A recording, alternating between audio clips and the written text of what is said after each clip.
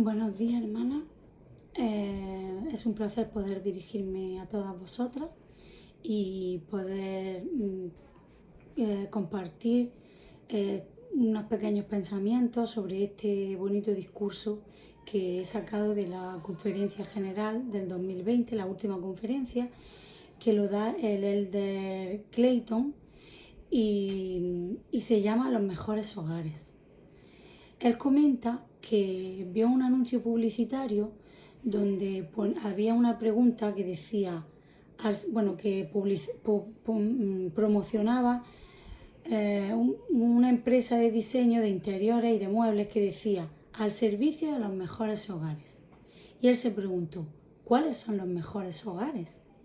Y enseguida pues pensó en su hogar, pensó en los hogares de sus hijos, pensó en los hogares de todos los miembros de la iglesia que él había visitado por el mundo y comenta que él saca 4 observaciones de todo eso. Él se hizo la pregunta de cómo pueden ellos y sus hijos vivir en los mejores hogares y meditando en esa pregunta encuentra 4 observaciones de todo ello.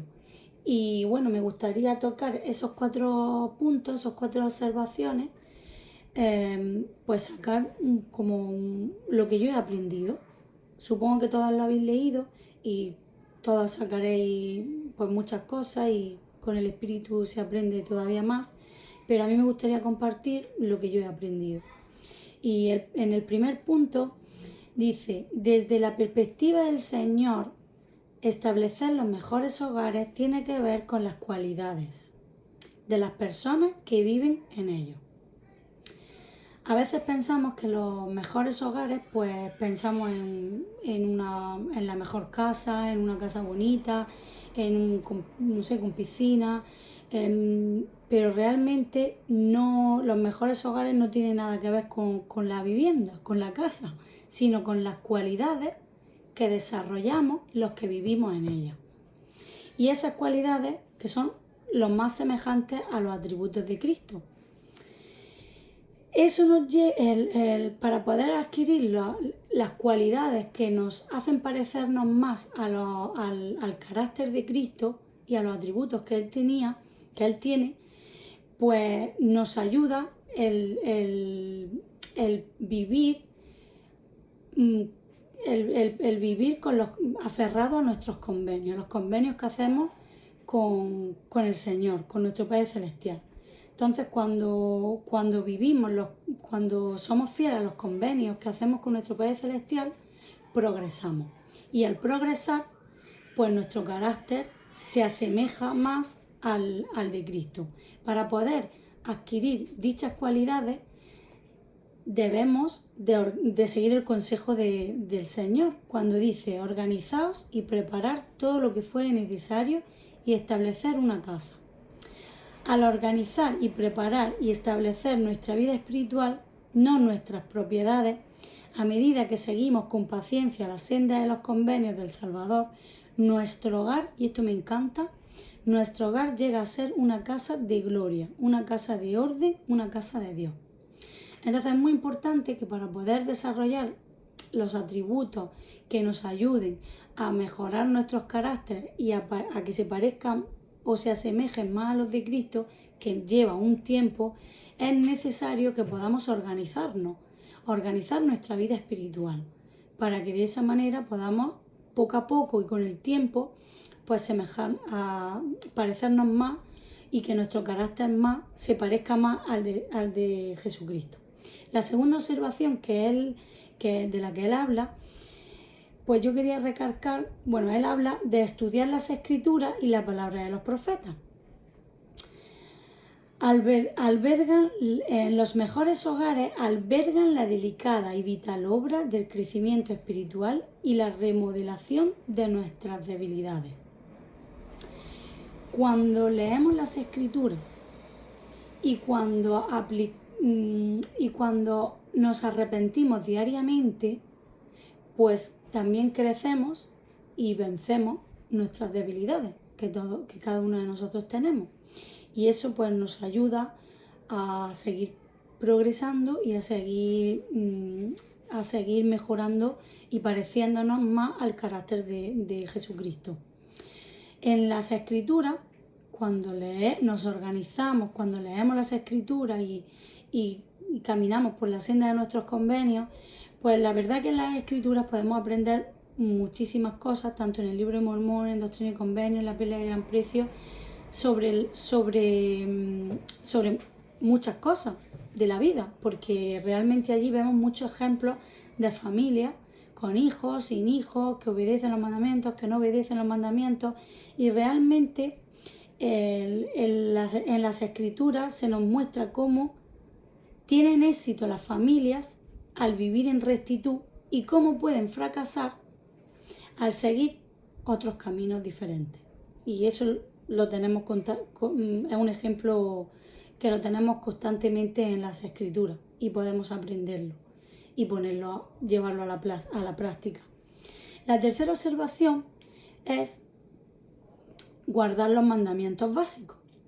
Los mandamientos son los cimientos sobre los que se edifica el discipulado. Nos permite que el Señor envíe su Espíritu para cambiar nuestro corazón. Me gusta mucho esto que dice: al llegar a ser más semejantes a Él, por medio de todo lo que hemos dicho, nos sentiremos como en casa, en su casa. Y Él se sentirá como en casa, en la nuestra. La verdad que cuando hacemos todo esto que hemos hablado, pues la verdad que cada vez nos sentimos más cómodos en su casa cuando vamos al templo, y Él también se siente más cómodo en la nuestra cuando viene a través del Espíritu Santo. Y realmente pues es así. Somos merecedores del Espíritu cuando nos organizamos para todo esto.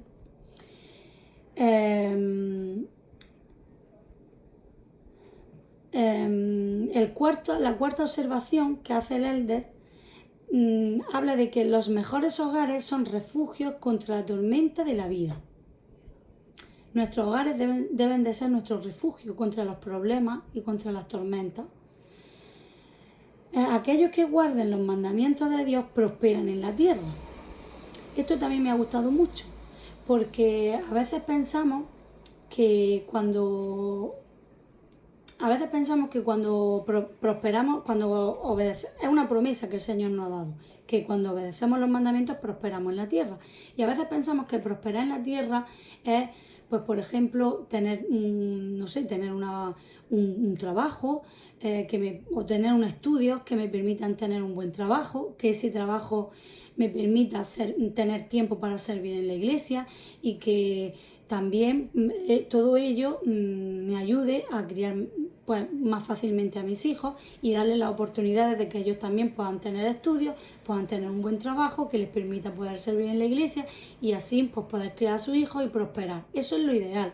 Y sí, a veces muchas familias que tienen esa prosperidad, pero realmente esa no es la prosperidad que habla Dios. Y aquí lo dice: la prosperidad de Dios es el poder para seguir adelante a pesar de los problemas de la vida. Y me encanta, porque realmente es así. A veces no tenemos ese ideal, pero nos damos cuenta que en la situación que tenemos, siempre el Señor nos ayuda a prosperar dentro de la situación en la que estemos. No podemos pensar que si vemos a alguien que no tiene ese ideal, pues que es porque no progresa, porque no cumple los mandamientos y el Señor no lo bendice. Eso es un error que yo he oído que muchas personas, pues a veces podemos caer en esa tentación de pensar eso. Y realmente esa no es la prosperidad de Dios. La prosperidad de Dios es el poder que Él nos da para seguir adelante a pesar de los problemas de la vida. Cuando nos viene un problema, pues tenemos ese poder que el Señor nos da, que viene a través de la Escritura, que viene a través de la fe, que viene a través de los atributos que hemos desarrollado y del carácter que hemos mejorado y adquirido al hacer todo esto de lo que estamos hablando. Y eso nos ayuda a tener la fuerza para seguir adelante y prosperar. Y me viene a la mente mucho José, el de Egipto, que él prosperó en cada adversidad que tuvo, y tuvo muchas, hasta estuvo en la cárcel.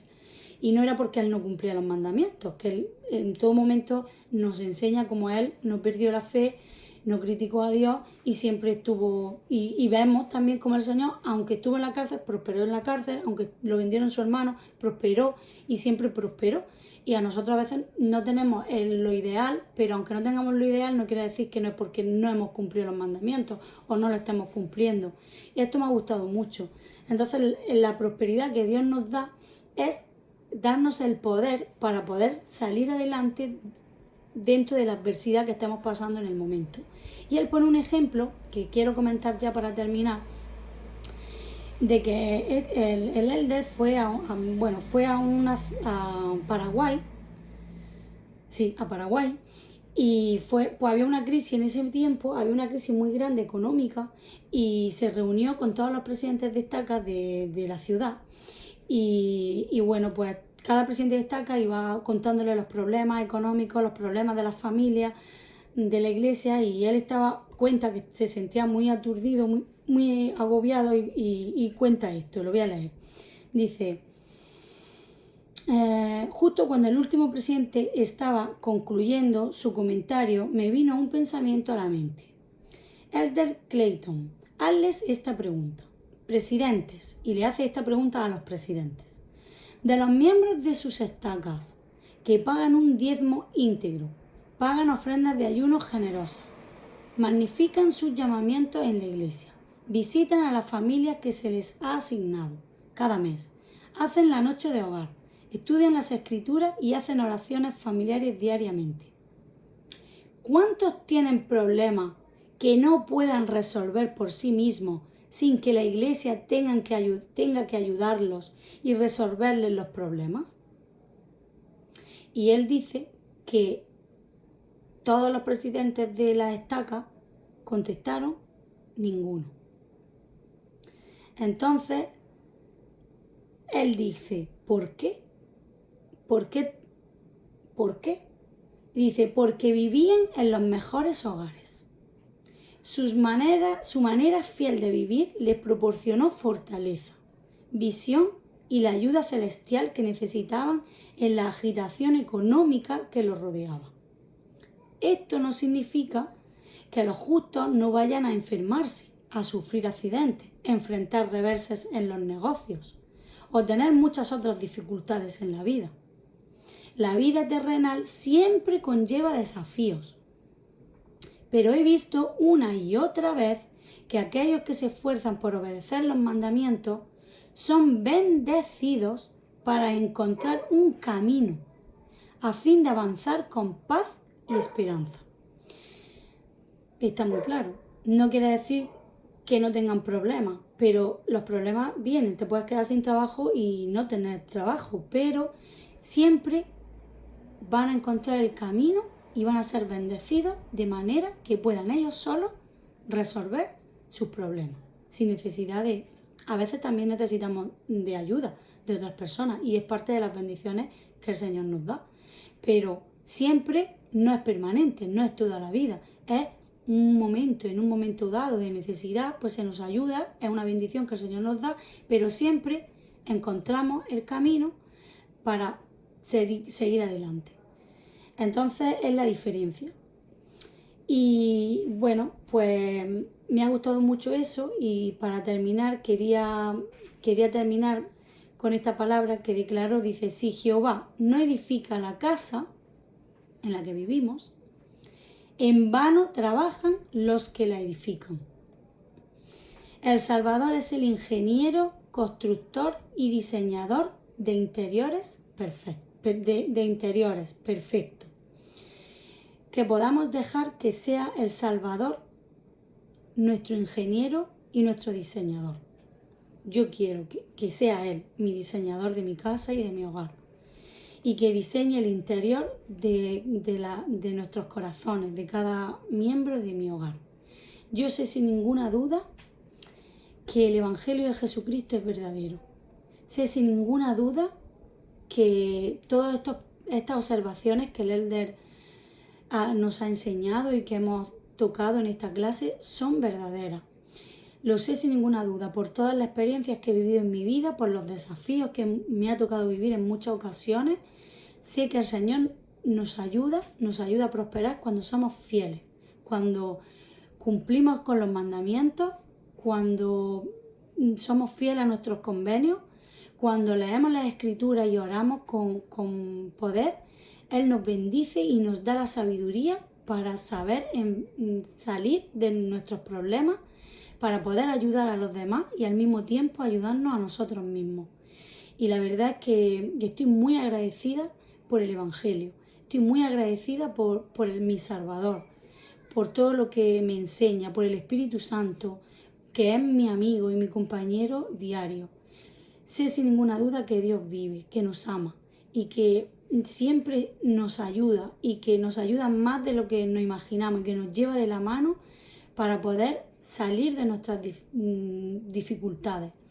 Y que ese es el mejor hogar. Los mejores hogares son los hogares donde el Espíritu Santo está, donde Él puede venir a nuestra casa y sentirse a gusto, y nosotros cuando vamos a la suya, al templo, también. Y eso lo da la felicidad y lo da la fidelidad de los mandamientos y de los convenios. Estoy muy agradecida por el Evangelio y lo dejo en el nombre de Jesucristo. Amén.